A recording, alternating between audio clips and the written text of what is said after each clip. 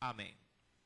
Bien, adentrémonos en esta preciosa noche, sí, en el texto a analizar que vendría a ser desde el verso número 21 en adelante, pero recordando en parte el contexto, sí, recuerde que el contexto es todo lo que bordea al texto bíblico, sí.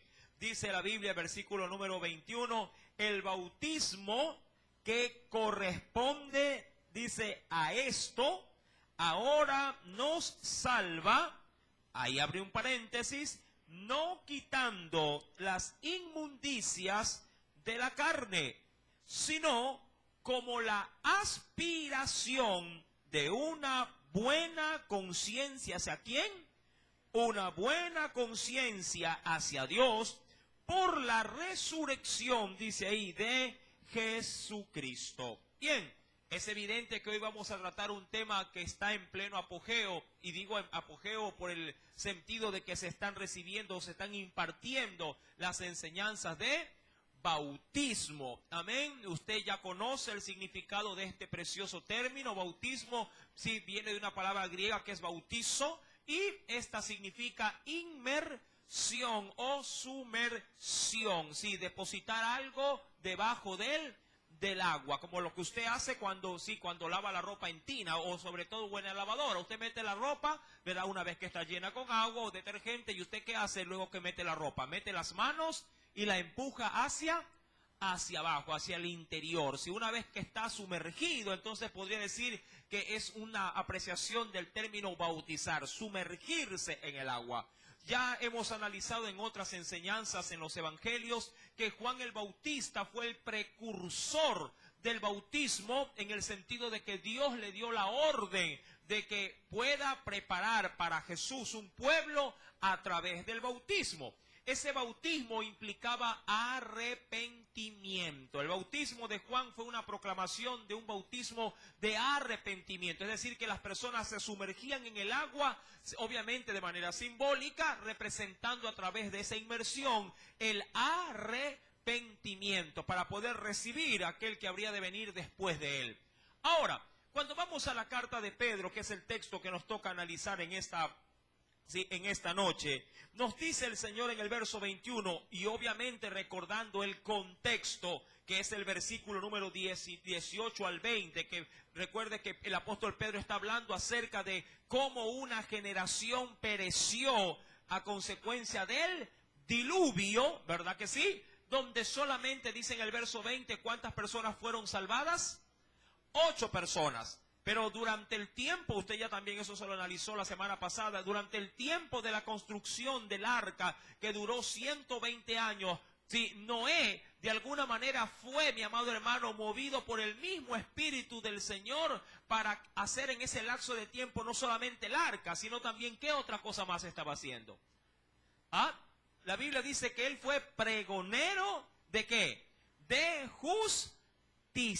Amén. ¿Sí están leyendo la Biblia en la casa o solo se están acostumbrando nada más a leerla acá? Tienen que repasarla en su casa, ¿verdad? Que Noé fue pregonero de justicia. El Espíritu de Cristo habló por medio de Noé para predicarle a esos espíritus encarcelados. Eso ya lo vimos la semana pasada. Sí, que estuvieron de alguna manera, sí, tuvieron la oportunidad de escuchar el mensaje de salvación, pero nadie hizo caso de ese mensaje.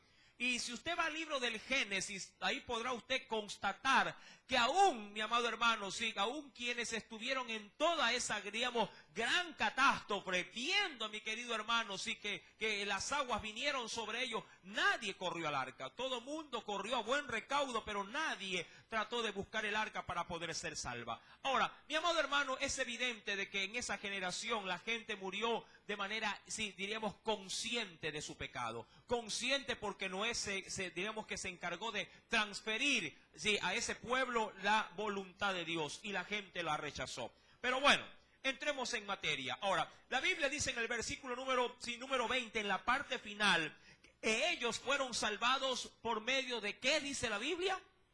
Verso 20, en la parte final, fueron salvos por el agua, la misma agua que servía para erradicar a toda una generación, era la misma que mantenía a flote, ¿qué cosa? el arca del pacto, sí, o el arca en este caso sí, de Noé, como se la podría denominar. Ahora, esa agua que mantuvo a flote, sí, al arca, esa misma agua daba muerte a toda una generación, sí, perversa y maligna. Ahora bien, entremos en materia, verso 21. Dice el apóstol Pedro, el bautismo, ¿sí? Ya sabe usted su significado. El bautismo, ahora, ¿por qué lo toma como referencia? Porque el bautismo, como lo vimos también, y sin más no me falla la memoria, en el día jueves, en Corintios, algo semejante a esto también se topó. ¿Cuántos recuerdan el capítulo número 15 a los Corintios? También estábamos hablando acerca de la resurrección, donde también se le atribuye, o se va a ver el texto que lo asemeja con el bautismo también. Ahora, la Biblia menciona en el verso número 21, el bautismo que corresponde, dice, a esto. ¿A qué esto? ¿Qué dice el contexto? ¿De qué estamos hablando? La última parte del verso número 20, que fueron salvados por agua, el bautismo que corresponde a esto, es decir, a la acción que se llevó a cabo con esos 8 que fueron salvados por el agua. ¿Sí? ¿Por qué Pedro asemeja estas cosas, diríamos, de manera semejante? Porque esa agua, mi amado hermano, en la actualidad, cuando un creyente, sí, asume en su acto de obediencia bautizarse, demuestra públicamente que su vida está dispuesta a realizar en ella cambios dignos, o diríamos así, frutos dignos de arrepentimiento. Usted sabe muy bien, eso se vio la semana pasada, sí, que el bautismo implica 2 acciones. Cuando uno se sumerge al agua, muere para sí, y a lo que sale de las aguas, sale a una, ¿qué decía el día jueves que estábamos estudiando esto? A una nueva vida. Ahora, dice la Escritura, el bautismo que corresponde a esto, ahora nos salva. Ahora, usted sabe muy bien que el bautismo no salva. El que salva es Cristo. Amén. Pero el bautismo es la acción, siempre lo vengo repitiendo, es la acción concluyente de la fe. Yo recibo a Cristo por la fe y por obediencia voy al bautismo. Por obediencia. Por eso es que allí hay un paréntesis o una brecha de explicación. Recuerde que el término salvar en este pasaje bíblico, al igual que otros textos semejantes, sí, representa preservación. No salvación como tal, sino preservación, que es preservar o mantener la salvación. Dice el texto bíblico en el versículo número 21, si ahora nos salva, no quitando las inmundicias de la carne. El bautismo no te hace libre, por así decirlo, sí, del pecado de tu carne. Si tú tienes de pronto un pecado enraizado y piensas que bautizándote te vas a hacer, sí, santo o más santo, o que vas a quedar exento de que ese pecado te siga molestando, estás muy equivocado. El bautismo no es una fórmula mágica que te quita las cosas negativas de tu vida cristiana. El bautismo es un acto de obediencia a Jesús, sí, a la doctrina, a lo impuesto por Dios. Jesús, sin necesitarlo, lo hizo. Y cuánto más nosotros, que sí somos pecadores. Amén. Sí, el bautismo no quita los pecados. El bautismo es un acto de conciencia. Lo hago porque quiero ser obediente. De ahí que la iglesia cristiana no bautiza a los niños. Porque si el bautismo va dirigido a gente que tiene conciencia o conocimiento de la Escritura. Sí, si hubiese sido para los niños, mi amado hermano, el bautismo, obviamente el Señor así lo hubiese dispuesto, pero no fue así. Cuando Juan el Bautista fue llamado a proclamar el bautismo, fue proclamado a los hombres y a las mujeres, o es decir, a la generación consciente, para que viniera al arrepentimiento. Acompáñenme, por favor, y vayamos al Evangelio según San Lucas. Constatemos lo mencionado.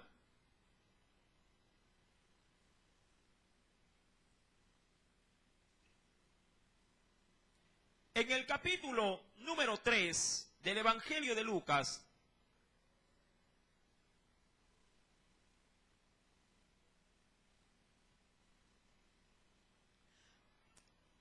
¿Lo tiene? Verso 3. Y luego me salto al verso número 7. ¿Lo tiene ya? ¿Lo encontró? Lucas capítulo 3, verso 3, dice el Señor, hablando de Juan el Bautista, y él fue por toda la región contigua al Jordán, predicando el bautismo de, ¿qué dice ahí? Del arrepentimiento. ¿Para qué? Para perdón de pecados. Verso 7, y decía a las multitudes que salían para ser bautizadas por él, ¿cómo les decía Juan? Oh generación de víboras, ¿quién os enseñó a huir de la ira venidera? Haced pues frutos dignos de ¿qué? De arrepentimiento, y no comencéis a decir dentro de vosotros mismos, tenemos a un patriarca por padre. ¿A quién? A Abraham por padre, porque os digo que Dios puede levantar hijos a Abraham aún de estas, dice ahí, de estas piedras. Amén. Y usted verá en todo el, diríamos, en el contexto de lo que hemos leído, cómo vienen al bautismo los soldados, vienen inclusive escribas y fariseos, viene gente común del pueblo y todos intrigados. ¿Qué debemos de hacer para ser salvos? Y ahí Juan les da una respuesta idónea a la necesidad de cada persona. El bautismo va dirigido a gente sí que tiene conciencia de pecado y que se tiene que arrepentir. Claro, eso era para antes de ¿qué? De que apareciera Cristo. Pero venido Cristo, el hombre, mi amado hermano, entra de manera directa, sí, diríamos, a tener comunión con Dios por medio del acto salvífico de Jesús en una cruz. Y el bautismo es una consecuencia de esa fe. Ahora bien, cuando vamos a Primera de Pedro capítulo 3, verso número 21, dice la Escritura, el bautismo que corresponde a esto, ahora nos salva, no quitando, y tenga bien en claro esto, no quitando las inmundicias de la carne, sino como la aspiración, ¿sí? O el anhelo de tener ¿qué cosa delante de Dios? Una buena conciencia hacia Dios. Es decir, para poder caminar tranquilo, ¿sí? Delante de Dios al saber que yo con Él, este acto lo he cumplido, ¿sí? Diríamos de manera obediente. El problema de muchos cristianos que ya recibieron a Jesús en el corazón es que no se han bautizado. Y por ende, las conciencias cada vez que escuchan temas como esto, los golpea, ¿sí? Los confronta y le hacen de alguna manera un obstáculo, haciéndoles considerar a sí mismos que están en desobediencia. Hay quienes dicen, bueno, después, pasa 1 año, 2 años, 3 años, 4, 5, 10 años, 20 años de haber conocido a Cristo y todavía están después. Y yo pregunto, ¿después de qué? Mi amado hermano, la obediencia. Imagínate que tú le mandes algo a tu hijo, le ordenes algo, y él te diga después, ya mismo, después. Pasa 1 año y no sale a trabajar, pasa 2 años, 10 años pasan y sigue echado allá adentro, sí, en la casa que no quiere salir. Mi amado hermano, debemos de ser, sí, no oidores, dice la Biblia de la palabra, sino hacedores de la palabra. ¿Sí? Usted sabía, mi amado hermano, que el bautismo, de alguna manera, si por medio de estos de actos que Dios permitió, si se mantuvo a lo largo de toda, diríamos así, el largo vía crucis del pueblo de Dios. En el caso de Noé, ya la Biblia me lo aclara aquí en Primera de Pedro, que ellos fueron de alguna manera por el agua, ¿qué fueron? Bautizados. La generación de de Moisés, también fue bautizada. Acompáñeme por favor y venga conmigo a la Biblia en la primera carta a los Corintios, capítulo número 10.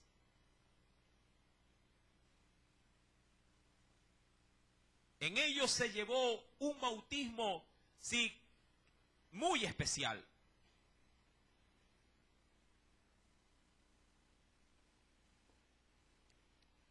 Primera carta a los Corintios, capítulo número 10. ¿Lo tiene? Verso primero y segundo, 1 y 2.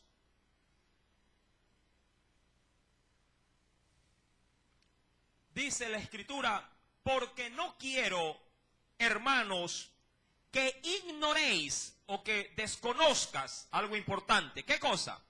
Que nuestros padres, hablando de los patriarcas, que nuestros padres todos estuvieron bajo la nube y todos pasaron, ¿qué cosa? Ahora, usted sabe bien que cuando se habla de la nube es un estado también de ¿qué cosa la nube? Del agua. Recuerde que el agua puede estar en 3 estados: sólida, líquida y gaseosa. ¿Sólida en qué? En el hielo, ¿verdad? Sí, en los polos de pronto, sí.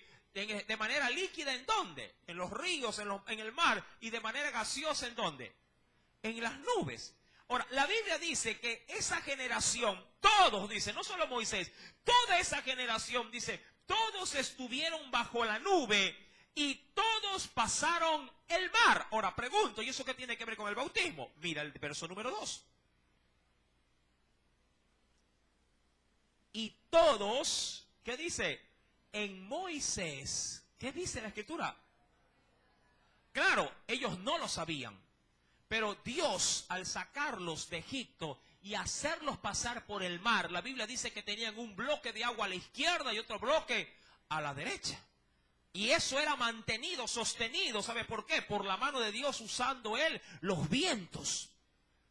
Amado, pero eso no implica de que el agua que estaba hecho pared, si llegara a qué cosa, digamos, al ver estas grandes moles de agua, que salpicara, sí, por todo el pueblo que iba pasando el mar en seco. Todo mundo iba pasando. Yo no sé si usted ha ido a ciertos parques, por ejemplo, el parque que se encuentra en el Estero Salado. ¿Cuántos han ido para allá? Muchos van al parque del Malecón, ¿sí? Pero han visitado el parque por el Estero. ¿Ah? ¿No lo han visitado? Les invito, vayan, pero en familia, no vaya solo. Sí, allá, al igual que en otros lugares, también hay esas piletas de agua que son, diríamos, sincronizadas, creo que se mueven con la música y todo esto, ¿no? Bueno, es verdad, no se puede tener acceso de manera tan próxima, pero se mantiene, diríamos así, un cerco para poder apreciar este monumento de agua que hay ahí. Sí, ahora, ¿cuál es la idea de esto? De que cuando esto está en todo su apogeo, si el mismo viento se encarga de qué cosa, hacer a todos los que están expectando, de hacerlos, sí, bañar o hacerlos, en este caso, sí, chispear con esa agua. Sí, la gente grita, se emociona, los muchachos, ¡ay!, salen todos corriendo, pero forma parte, diríamos así, de la atracción de esto. Ahora, si eso puede llegar a pasar con una pileta, ¿sí?, ¿cuánto más por un océano, un mar que se abre?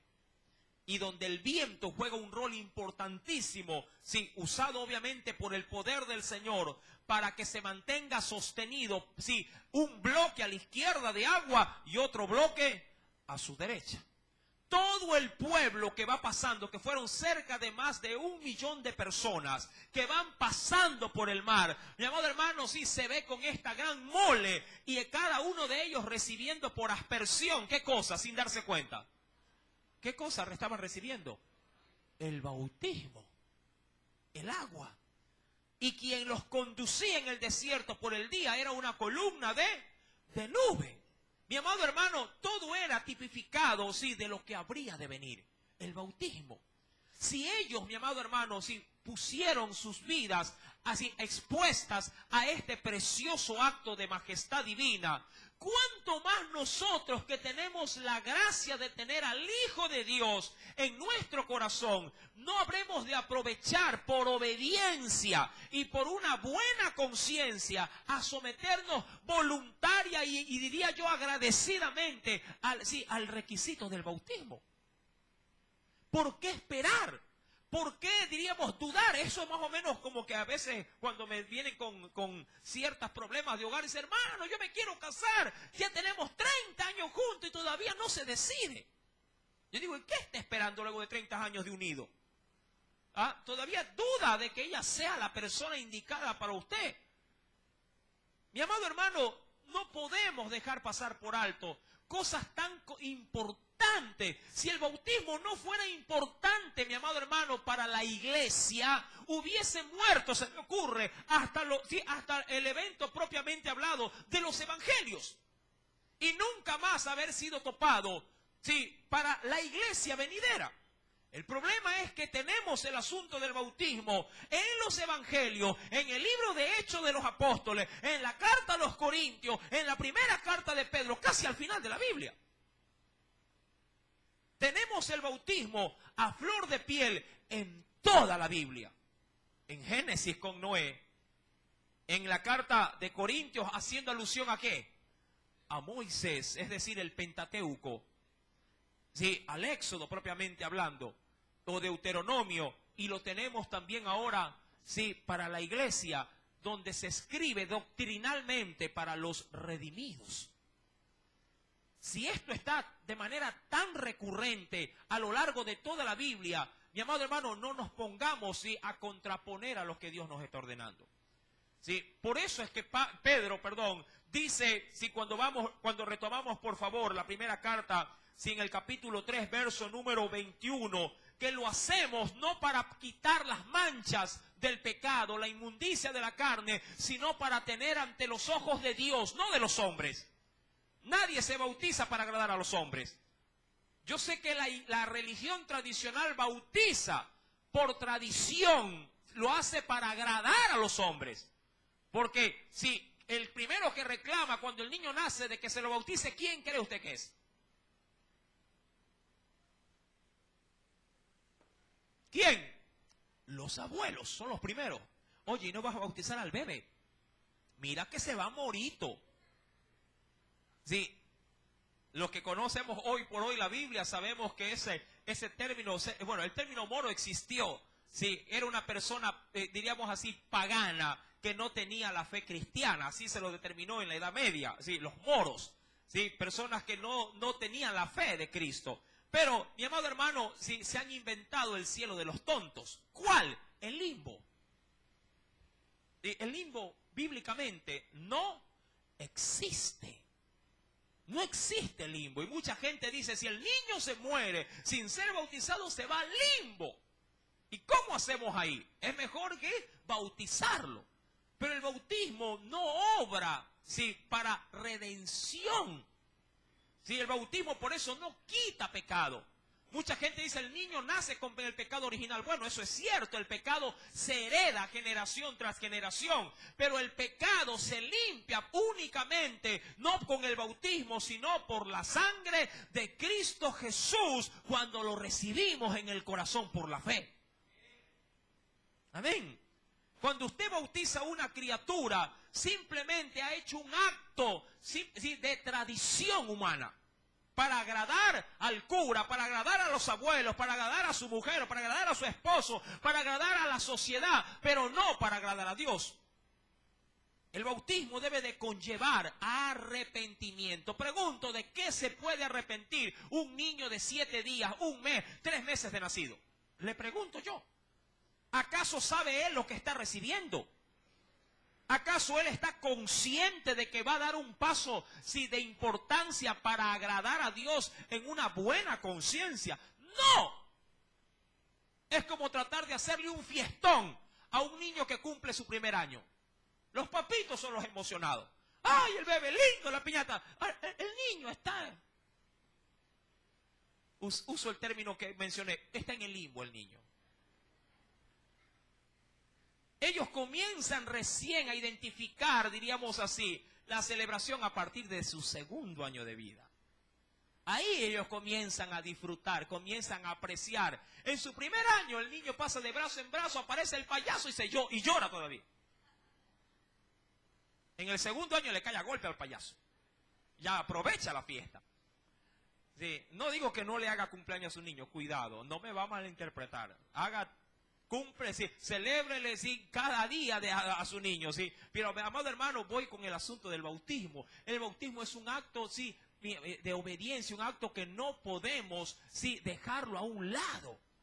Debemos darle la importancia que la Biblia le da al bautismo. Usted es creyente. ¿Cuántos han creído en Cristo Jesús? Amén. Si tiene algún problema de pronto ajeno a su voluntad, converse con nosotros y vemos la opción de cómo podemos mediar en lo que se puede. Y cuando ya no se escapa de sus manos los problemas, eso no puede ser impedimento para bautizarse. ¿Me explico? Lo hacemos para tener, ¿qué cosa? Una buena conciencia, diría cualquiera, para dormir tranquilo, ¿sí? En paz con Dios. Imagínese que usted tiene 5 años de que recibió a Cristo y no se bautizó. Usted puede orar tranquilo al Señor y decirle: Señor, hoy voy a dormir en paz porque yo estoy a cuentas contigo. No te debo, ni tú me debes, ni yo te debo nada. Sería fantástico estar así. Claro, es simplemente un decir, pero a la verdad nosotros estamos endeudados con Cristo. Sí, por toda la vida. No hay cosa que podamos hacer para poder pagar todo lo que Él ha hecho por nosotros. Pero en lo que podemos hacer, ¿acaso no lo haríamos? ¿Verdad que sí? Ahora bien, dice la Biblia que esta situación del bautismo se lo hace primeramente por asuntos de conciencia, para tener una buena o una limpia conciencia, pero lo hacemos también para identificarnos con ¿qué? Y ahí termina el texto del versículo número 21, por la resurrección de Cristo. El bautismo está asociado, así como lo leíamos en Corintios. Vayamos al texto que analizamos este día jueves, para poder entender un poquito más. En Primera de Corintios, venga conmigo por favor.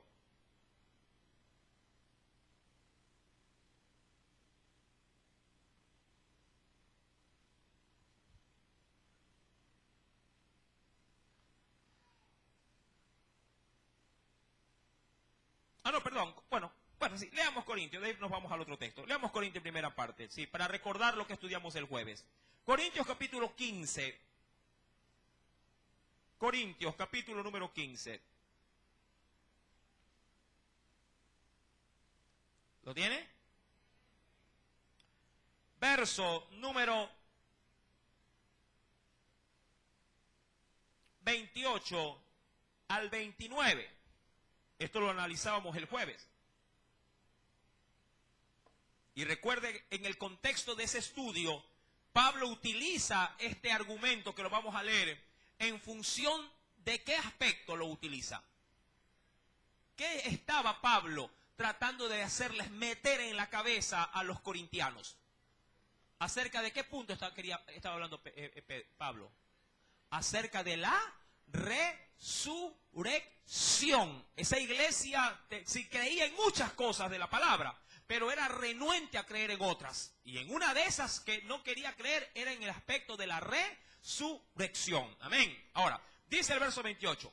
Pero luego que todas las cosas le estén sujetas, hablando de Cristo, entonces también el Hijo mismo se sujetará al que le sujetó a él todas las cosas, para que Dios sea en todos. Sí, en todo, sea todo en todos. Verso 29.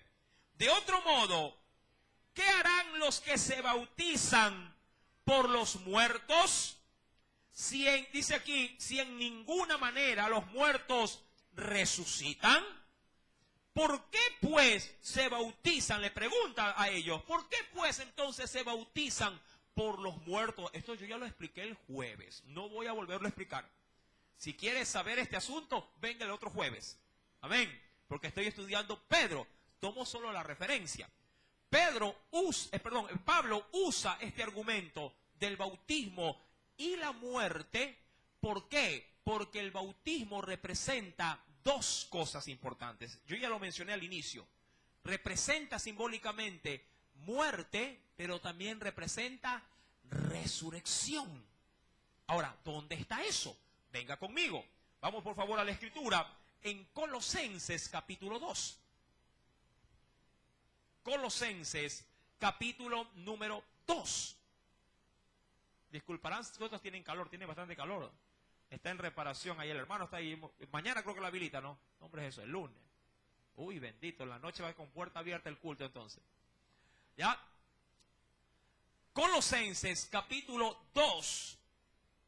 ¿Ya lo tiene?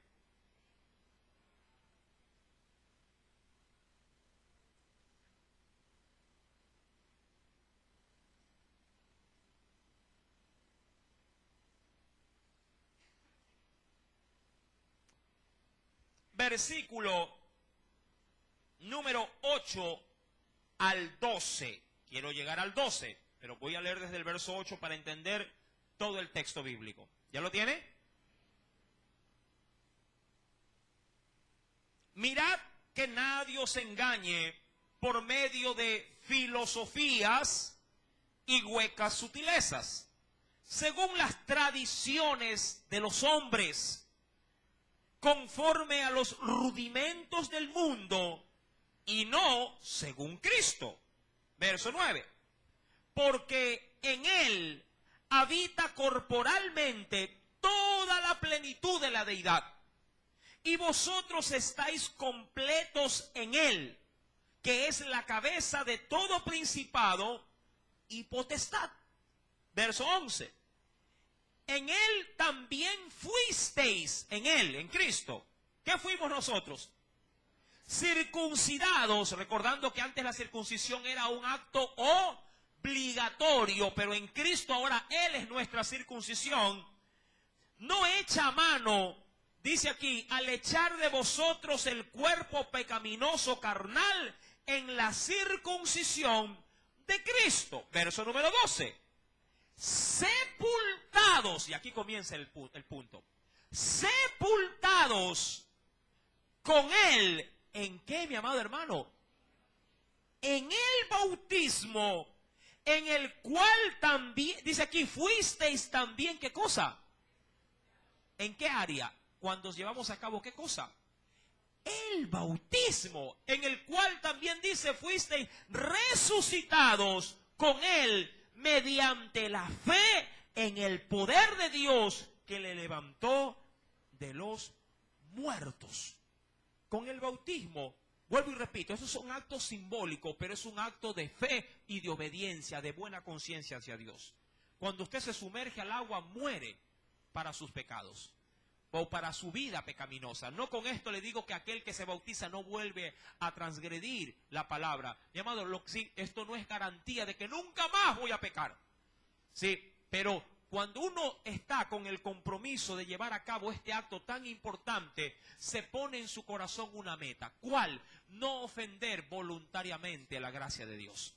Vuelvo y repito, no ofender voluntariamente la gracia de Dios. No digo que no le llego a ofender, pero lo trato de que no, que esto que se podría de pronto llevar a cabo, no lo haga con mis 5 sentidos. A veces podemos llegar a pisotear la palabra, pero de manera involuntaria. Un ejemplo de pronto, en casa, usted está en comunión con Dios, ha salido del culto, estuvo de pronto en la escuela dominical, estuvo fantástica, el Señor le habló, usted va gozoso, alegre, brincando a la casa. Llega a la casa, mi amado hermano, y usted como dejó dicho de pronto a sus hijos que le dejen, sí, que ya tengan listo el almuerzo, ¡oh sorpresa! Todos viendo televisión. Y no hay nada en la cocina. Y usted dice, y disculpe la expresión, no, pues carajo, nadie me ha hecho caso. Agarra un látigo y mete palo a todo el mundo. Y dice, ay, Señor, perdóname. Por ese coraje, de pronto, por ese descontrol. Sí, es verdad, se puede llegar a ofender al Señor. Pero, amado hermano, no lo hacemos de manera voluntaria. Lo hacemos de pronto de una manera, diríamos así, desapercibida. No estamos buscando el pecado para incurrir en esa falta. ¿Me explico? Mi querido hermano, cuando uno lleva a cabo el bautismo, lo hace, por obediencia. No lo hace, para encontrar, como se lo ha mencionado repetitivamente, redención de pecados. Ya Cristo nos ha limpiado, y si luego del bautismo ofendemos su gracia, volvemos a hacer lo mismo que hacíamos antes de bautizarnos. ¿Qué cosa? Cuando ofendemos al Señor, doblamos nuestras rodillas y le pedimos a Él perdón y misericordia, lo mismo. No somos más santos cuando nos bautizamos. Somos los mismos santos antes de bautizarnos, sino que ahora somos más obedientes. Amén. La misma vida de santidad va a demandar obediencia.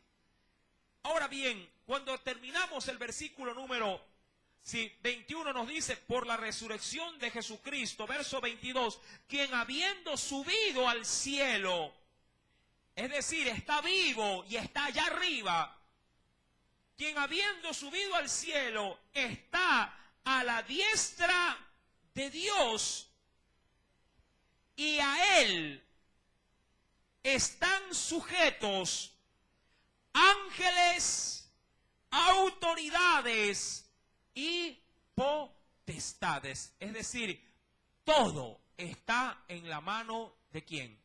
De Cristo Jesús. Y esto se apega muy bien al estudio que se hace, ¿verdad?, en Corintios también. Sí, es necesario que Cristo tenga todo el poder para que luego del milenio pase todo ese poder, lo transfiera ¿a quién?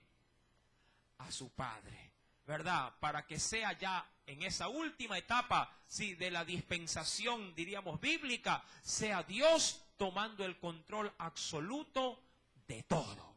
Amén. ¿Para qué? Para ponerlo, ¿sabe qué? A disposición de su pueblo, que le ama y que también que guarda sus mandamientos. Amén. Hasta aquí la enseñanza, mis santos hermanos. Espero que esto haya quedado más que claro. Y si quisiera reforzar en algo, Efesios capítulo 4, yo creo que viene como anillo al dedo. Porque la iglesia cristiana debe de tener este versículo tan sencillo, pero tan lleno de poder y de verdad. Debe de ser para usted y para mí, si diríamos así, el incentivo para ponernos en la línea que Dios nos quiere. ¿A qué verso me refiero? Efesios capítulo número 4 está pegadito al libro de Gálatas. Si Gálatas y de ahí viene Efesios.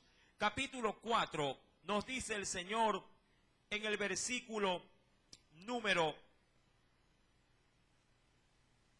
¿Ya lo tiene? Bueno, quiero llegar al 5, pero voy a leer desde el versículo número 3 al 5, pero el 5 está lo que quiero. ¿Lo tiene? Solícitos en guardar la unidad del Espíritu en el vínculo de la paz. ¿Cómo nos quiere Dios? Un cuerpo, como un solo cuerpo en Cristo. ¿Cómo más nos quiere Dios? Y un espíritu, hablando del Espíritu Santo, como fuisteis también llamados en una misma esperanza de vuestra vocación. Un Señor, ¿lo tiene? Un Señor, una fe. ¿Y qué dice? Un bautismo. Prácticas, diríamos, esenciales, básicas. Mire, el bautismo es como las 4, diríamos así, reglas de las matemáticas para los estudiantes. ¿Qué es lo elemental que debe de saber una criatura, ¿sí?, dentro de su preparación, ¿sí?, académica?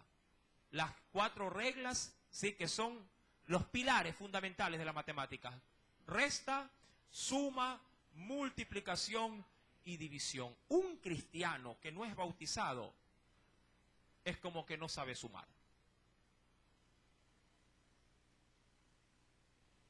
Es el pilar. Y aquí el Señor lo determina. Un Señor, una fe. ¿Y qué dice? Un bautismo. Un cristiano que no da el paso de fe, de bautizarse, mi amado hermano, es como que a conciencia diga: a mí la suma no me interesa. Pregunto, si usted no sabe sumar, restar o multiplicar y va a la tienda y quiere comprar algo, vamos a suponer que quiera comprar 10 libras de arroz, va con un billete de 20, ¿sí? ¿Cuánto vuelto tienen que darle? Poniendo que la libra vale, yo sé que vale más, pero el arroz barato, 50 centavos. ¿Cuánto vuelto tiene usted que recibir? ¿Cuánto? ¿Seguro? Y si no quiere sumar, si nunca aprendió a sumar, si no le dio la gana de aprender a sumar, ¿ah?, ¿cómo sabe cuánto le van a dar? ¿Qué es lo que le estoy diciendo? Que una persona que desecha la suma está propenso a hacer ¿qué cosa con el dinero? Está propenso a ser estafado. Un cristiano que no quiere, no le interesa bautizarse, está también expuesto a ¿qué cree usted? A ser, sí, perjudicado. No digo engañado, pero está expuesto a ser menospreciado por su padre, que desea y anhela con fervor que sus hijos le obedezcan, aún en este término tan importante que es el bautismo. Amén. Espero que el Señor haya despejado toda duda y que para el próximo bautismo, ya para este no entró, ya está avanzada las clases.